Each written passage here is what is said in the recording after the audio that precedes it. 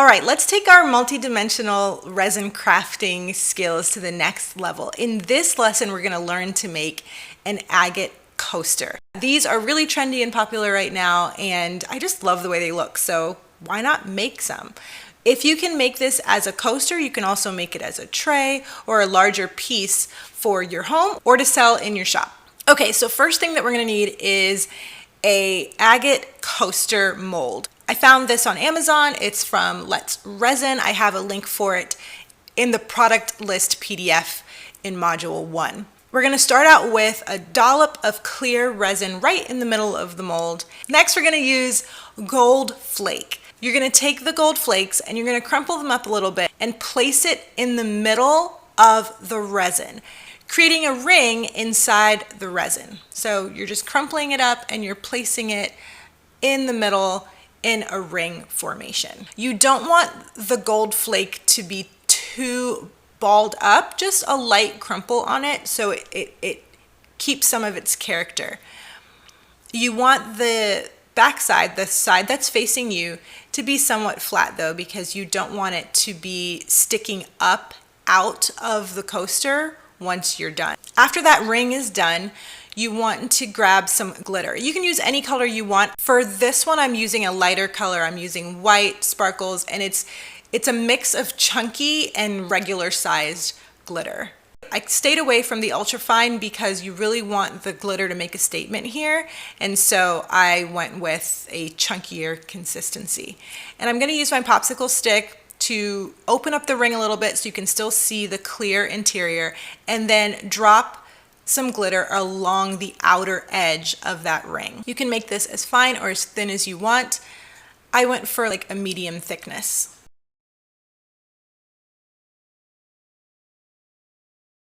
Next up, I'm going to take some resin and add in a little bit of white paint. Now you can also use a pearly white mica. I think that would look really cool here as well, but I just went with white paint. So now I'm going to create a line on the outside rim of the glitter ring. So you can see that I'm creating rings starting from the center going all the way out. You don't want a perfect circle on every ring. They can be asymmetrical. That makes it look more realistic. If you have perfect circle rings all the way through, it starts to look comical instead of natural.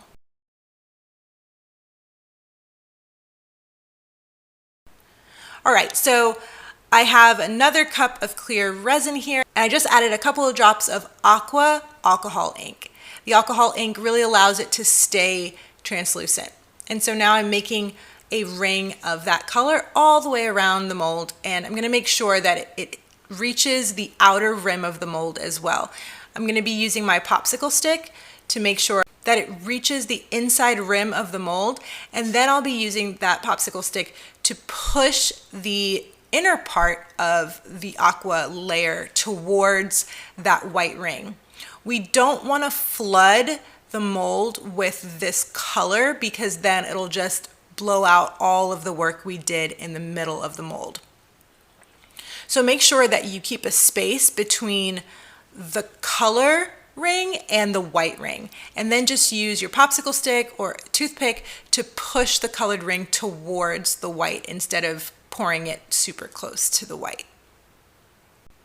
Once I've made sure that the aqua resin has met the inside rim of the mold and the white ring, I can take a toothpick and kind of spread out that white ring into the aqua a little bit more. I'm also grabbing some of the glitter ring as well and pulling it out a little further. All of this makes it look a lot more natural. Instead of having really sharp lines where the aqua meets the white and the white meets the glitter, now I have more of a blend, but each layer has its own character as well. Now I'm using the heat gun to further blend those layers a little bit more and pop any air bubbles that might have come to the surface. I used the toothpick to help the gold ring keep its formation, and now I'm just dropping in a little bit more white and really just customizing it the way that I want it to look. You can also drop a little bit of white into the areas of aqua to create kind of a marbly effect or swirls of white. All right, now we're going to let this cure overnight. Our coaster has had a chance to cure overnight, and I'm checking to make sure that it's not sticky at all. Remember, if you touch your resin piece and it's sticky to the touch, that means it's not done curing yet. Leave it in the mold until it's not sticky anymore. If a lot of time has passed, like a couple of days, and it's still sticky, that means that you didn't mix your resin properly, or you added too much paint or too much alcohol ink. Okay, so now that it's cured, as I take it out of the mold, you can see how shiny it is because our mold was shiny on the inside, and it just looks so stunning. It's sparkly, glittery, it's beautiful.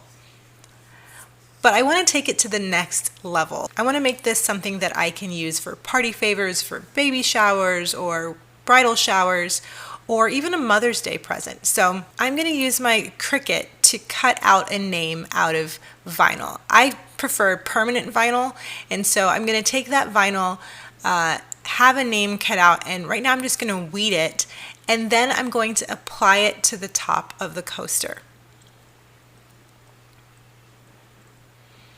Using transfer tape, I'm going to get this lined up just how I want it. I kind of want it at an angle, kind of slanted, and then I'm going to apply it to the coaster using the transfer tape. I'm going to slowly peel off that transfer tape and make sure that all pieces of the vinyl have stuck down to the coaster. And then that step is all done.